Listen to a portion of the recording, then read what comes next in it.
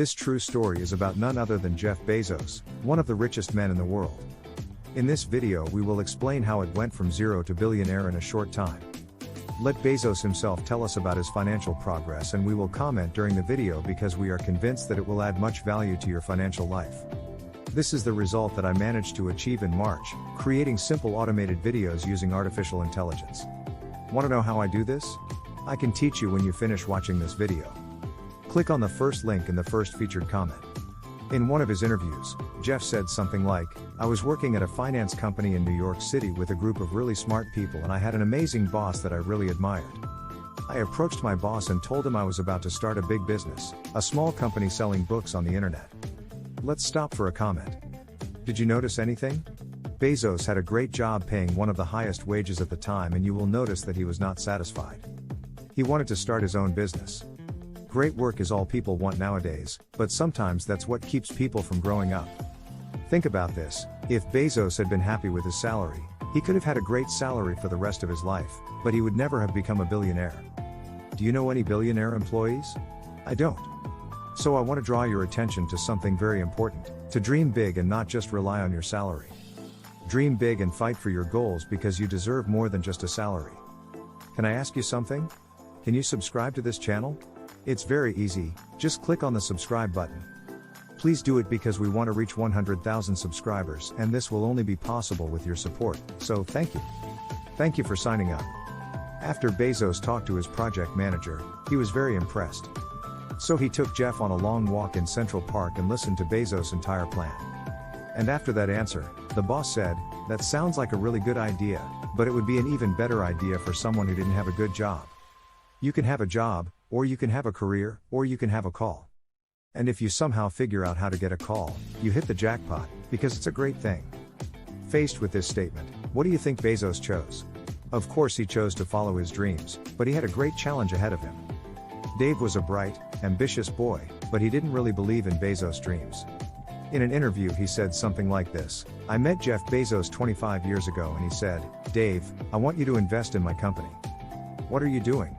I'm going to start a bookstore in my garage and I'm going to sell it online. People are buying online and I'm going to ship it from my garage. But if you invest in me, Dave, one day I'm going to be the richest man in the world. I'm going to make over 100 billion. I had no idea what he was talking about, and I seriously doubted it was possible. First, 25 years ago there wasn't something called 100 billion statistically.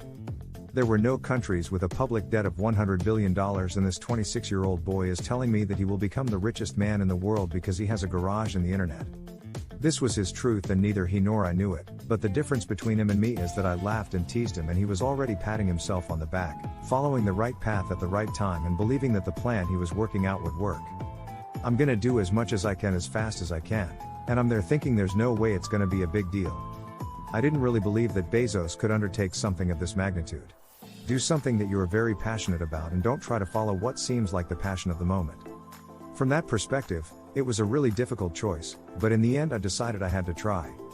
I didn't think I would regret trying and failing, and I suspected that I would always be tormented by a decision not to try. After many considerations, I opted for the less secure path to pursue my passion, and I am proud of it. I was a garage inventor as a kid.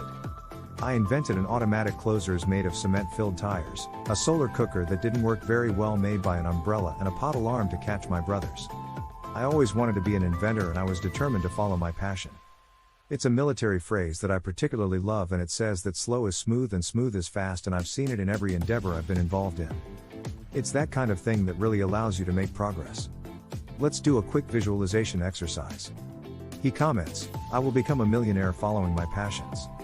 Just comment on this: "I will become a millionaire following my passions." When I see this comment, I will give it a heart because I know you will soon become a millionaire. Now that you have commented, let's continue. You know, you get certain gifts in life and you want to take advantage of those gifts, but I suppose my advice on adversity and success would be to take pride not in your gifts, but in your hard work and choices. So you wonder what kind of gifts I got? For example, you might be very good at math and it might be very easy for you. That's a kind of gift. But practicing that math and taking it to the next level can be very challenging and difficult and require a lot of sweat. This is a choice. You cannot really take pride in your gifts because they have been given to you. You can be grateful for them and appreciate them, but the choice is always yours. Choose to work hard. Choose to do difficult things. These are choices you can be proud of instead of being proud of the gifts you have received. Be proud of the difficult decisions you have made. You can choose. We can all choose our life stories, and it is the choice that defines us, not our gifts. Everyone who watches this video has many gifts. I have many gifts.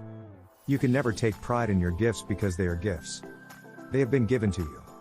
You can be tall, or you can be very good at math, or you can be extremely beautiful or fascinating. So all of this is a gift.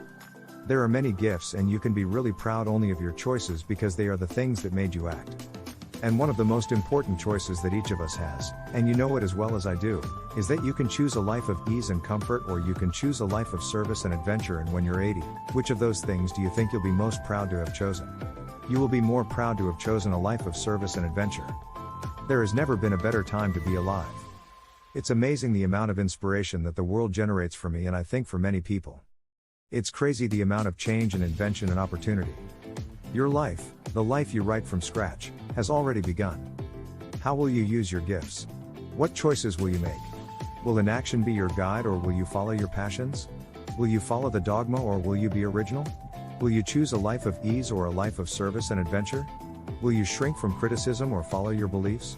Will you blame someone else when you make a mistake or apologize? Will you protect your heart from rejection or act when rejected? Do you want something safe, or will you be a little bold when it is difficult? Will you give up, or will you be relentless? Will you be a cynic or a builder? Will you be smart at the expense of others, or will you be self-taught? Every time you find a way to provide tools and services that empower others to develop their creativity, you really have something valuable to offer. You know, you're very lucky if you have a career. Many people spend their whole lives in a job. If you don't love what you do, you'll never be excellent at it. Jules Verne, Mark Twain, Galileo, Newton, all the curious of all time would have liked to be alive now more than ever. As civilizations, we have so many gifts, just like the great characters of the past. You who are watching this video also have many gifts. How are you using your gifts? And will you be proud of your gifts or your choices? Do you know why many people fail in life? Because many give up what starts before it succeeds. This shows the lack of consistency that most people have, unlike you who managed to watch this video to the end. This shows that you have persistence, so congratulations to you. Please, let me know that you stayed until the end. He comments, I stayed until the end. When I see this comment, I will know that you are someone persistent. Do you find the Bezos story motivating? For more videos like this, subscribe to the channel, join our community school for free, and leave a like.